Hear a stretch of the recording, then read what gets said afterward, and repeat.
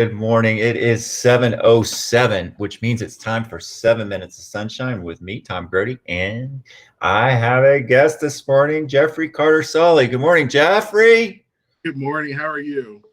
Oh, I'm fantastic. I'm so glad you've decided to do this. Thank you so much for joining me. And Absolutely. folks, Jeff, I'm sorry. I said I'm glad to be here. Oh, I'm glad you're here too. um, and folks, Jeffrey, I've known Jeffrey for a little while. Jeffrey's on the Stonewall Columbus board. He is the secretary, and he's also the treasurer at Stonewall Democrats. And are you from Columbus, Jeffrey? Okay, I think I just lost your sound. Uh-oh, I said born and raised. Can you hear Oh, me? there we go. There we go. Yeah. You are from Columbus, yes? Born and raised in the city of Columbus. Yep. Nice, nice. And currently work for the city of Columbus. Have been working for the city of Columbus for quite some time. And also went to DeVry and got your MBA from Keller. And you have generously agreed to share your values and superpower with me this morning. So thank you so much. I am going to turn this over to you. And it's all yours for a couple minutes. 7 minutes. 7 minutes. It's all yours. I love it. All right. So for me, my primary value is family. And not to sound like a cliche, but for me, my family is like my nucleus. They're my strength, and they're my reason every day for being. And for being a better me in general. So, and when I say my family, it's very broad. I mean God, right? God is the father of life, the father of meaning, and everything that's the source of greatness. And then my mother, my maternal family, my father, my paternal family, my husband, and my in-laws, my best friends, and my city council colleagues, my Stonewall Columbus family, just so many people who incorporate my purpose in life and my reason for being. And I really think that relationships are important because they're the reason for life. And then loyalty is my next. I think loyalty encompasses being patient and doing what you promise you would do, and having someone's best interest at heart. And I think when you can do these things, you allow people to trust you enough for them to reveal who they really are. And when someone can reveal who they are with you, they can decompress. They can be honest. They can dig a little deeper in themselves, and they can just find someone that they can actually feel comfortable laying everything out and being able to just pick themselves up and move on, from whatever they're dealing with. And I like to be able to create that space for folks that I'm around. And I think respect is another one of my superpowers. I think it's really important to acknowledge people when you see them. If you see someone homeless on the street, look them in the eye. Even if you can't, if they're asking for something and you don't feel comfortable giving it, but at least making eye contact with them and acknowledging their presence. Giving back when you can, whether it's at a shelter, whether it's, being a foster parent like myself and my husband. And saying please and thank you when you can, every time. It doesn't matter if it's a barista, it doesn't matter if it's someone at McDonald's, just say please and thank you. And if anytime someone is older than you, I think it's really important that you say yes, ma'am, or yes, sir, regardless of, your relationship with that person at that time. And just telling people that you appreciate them. Sometimes it goes a long way just for people to know that they are appreciated. And I like to give people their roses every time. And I think being vulnerability is very important too. With vulnerability comes happiness. Knowing and accepting your limits allows you to be able to deliver the best product that you can deliver. It allows you to accept the things that you don't understand and be able to learn from those things. And I think my being vulnerable with others allows other people to be vulnerable in return. And I think that's just an essential thing in life, is being vulnerable. And then humor. I really think that being able to laugh is essential in life. You should be able to just laugh at yourself and laugh with others, right? As long as it's not at the expense of someone else. But and I love to make people laugh. I love the gift of being able to lock eyes with someone and just laughing uncontrollably without ever saying a word. And sometimes for me, that's just a matter of just simply being silly. But I think sometimes it's a matter of being able to encompass the intersections of all my values and my superpowers. It's, recognizing someone as family, being loyal to them and letting them know that you appreciate them. Being respectful to that person and they knowing that. Being able to be vulnerable with that person be vulnerable in return. And when you can establish that with someone, then you can just mitigate all the stress, mitigate all the drama, and what you're left with is peace. And in peace is laughter, is happiness. So yeah, those are my values, my super strengths. Fantastic. You have to tell me about some of those photographs there, Jeffrey. So for some reason I don't see them on my phone, but I know what I sent you. Okay. So the one picture you'll see is my husband and I on our wedding day. And we're at Tony's restaurant on South High Street, just south of Livingston.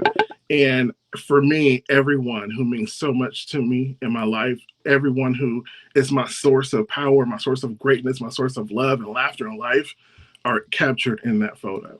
And so when I see that photo was a million words to me.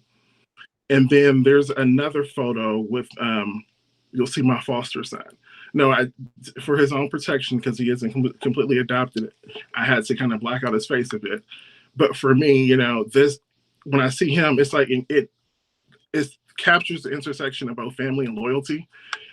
This kid, I won't say he's the most difficult that we've had, but I will say he's probably a strong second.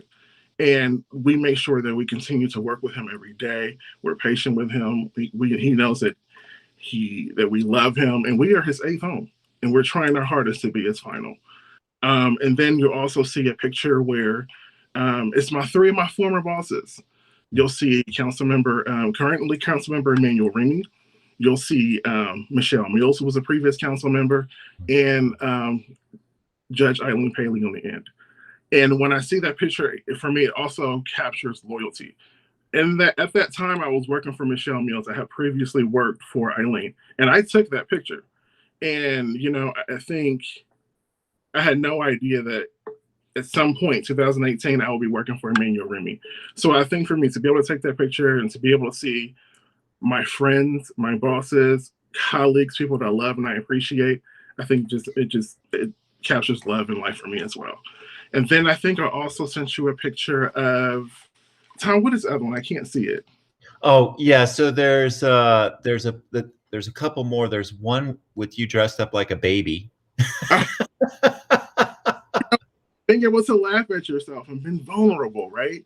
And that, my councilman Remy and I, we were in our other team member Lucy Frank. We were at one of the recreation centers on Halloween. And you know what, for me, I was like, I needed to step out of myself and be silly and be fun, because it was more than just being about me. It was about being able to make those kids laugh. And in a moment when they seen this huge guy walk in the door dressed like a baby, and for me, that was the whole purpose of it, the whole point. And I had accomplished my mission. And then I think the other picture is me with, all kind of like, yeah. For me, okay, yeah. So again, being vulnerable. That picture is me actually having a sleep study. Right. And I think that picture is important because for me, it captures the meaning of being able to take care of yourself, understanding your limits, and understanding that you are important too. Yeah, I had to take that picture because at that point in time, I was dealing with a lot of stress, anxiety, not being able to sleep. It was all because I was snoring and I wasn't sleeping well. And I being vulnerable enough to have that sleep study and finding out that I needed a little help, and I got it now. So I'm feeling a lot better. Fantastic. Jeffrey, thank you. Thank you so much for sharing all that with us. What a rich life you have. What a rich life. And your values, man, they're just right on. They are right on. I really appreciate all of that. I appreciate that the foster parenting that you're doing. I got a comment from one of our viewers who just says, "Thank you for being a foster parent, sharing your light and love." What a true act of service that is. What a gift that is to give and to reach out and help these kids. And so you're trying to adopt your current foster child. Can you tell us about that? We are, we came so close to being a Carter Sully, and he eventually will be. But a village is really important for a child. And one thing we didn't want to do is adopt too soon and remove the village that he needs to be able to get the services that are important, because what you've been through a lot in his short 10 years of life. And I knew once that we adopted him, he would lose the caseworkers, he would lose the county, he would lose, just all the supports he has in place. And I didn't want, and I was like, that's selfish of me to want to remove him from this and be able to and mitigate all those, resources that he. So we're pushed it back to December 2nd. So we're just hoping to get through this plan and get him on the right track. Fantastic. And then Carter Sully, tell us about the hyphenation there. Some of you out there may know Nancy Pryor Sully or Ira Sully. They are my in-laws, and I am currently married to their amazing, wonderful son, Hunter Sully, Dr. Hunter Sully. Let me get that right, but yeah. Married yourself a doctor.